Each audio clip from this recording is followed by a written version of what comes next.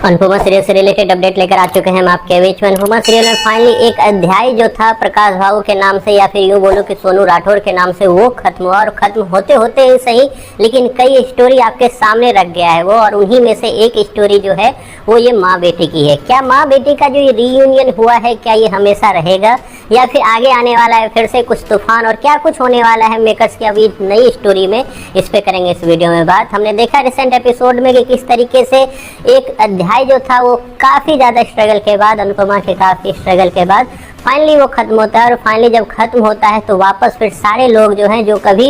अहमदाबाद से मोरवी गांव आए थे घूमने के लिए, अचानक एक जगह बैठते हैं और वहाँ पे ये डिसाइड होता है कि जहाँ सबके रास्ते अलग अलग है। जहाँ कुछ लोग पहुँचेंगे अहमदाबाद तो कुछ लोग निकलेंगे द्वारका के लिए, और द्वारका के लिए निकलने वाले कौन है तो माँ बेटी का ये रिश्ता है जो अचानक से एक रात पहले ही ठीक हुआ था। एक रात पहले ही ठीक हुआ था, किसकी वजह से तो कान्हा जी की वजह से, जिन्होंने शायद राही का आंखें खोलने के काम की। एक रात पहले ठीक हुआ था किसकी वजह से तो अनुपमा की वजह से, क्योंकि अनुपमा ने एक और बार जो है राही का साथ दिया और एक और बार राही को जिंदगी देने का काम किया। एक और बार इसलिए मैं कह रहा हूँ क्योंकि ये कई बार ऐसा हो चुका है जिसमें राही जो है मुसीबत में फंसी है, और उसमें सबसे बड़ी मुसीबत तो उस अनाथ आश्रम की थी जहां से उसको लाकर एक नई जिंदगी देने का काम किया अनुपमा ने। अनुपमा ने साथ ही कहा कि अनुज आधे मेरे में है आधे तुम्हारे में है, इसलिए हम दोनों को एक होना पड़ेगा तभी अनुज जो है वो संपूर्ण हो पाएंगे। तो कहीं ना कहीं अनुपमा ने ये बात भी बोली है कि अनुज की स्टोरी भी आगे आपको दिखाई देने वाली है, क्योंकि मेकर्स पूरी प्लानिंग करने के लिए तैयार हैं अनुज को लेकर। इससे पहले राजन शाही ने भी इंटरव्यू में बोला था,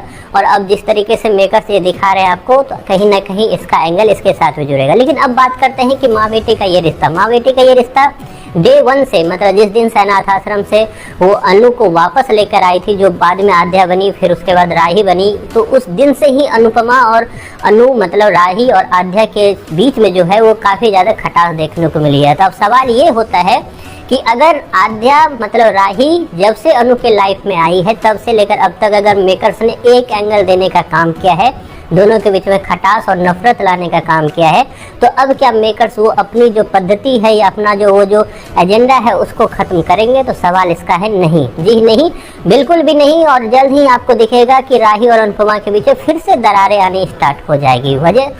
अलग अलग हो सकती है, वजह होगी उस नया अध्याय जिसके लिए देविका ने जाते हुए अनुपमा और राही का जहाँ पे बैक साइड दिखा रहे थे वहीं पे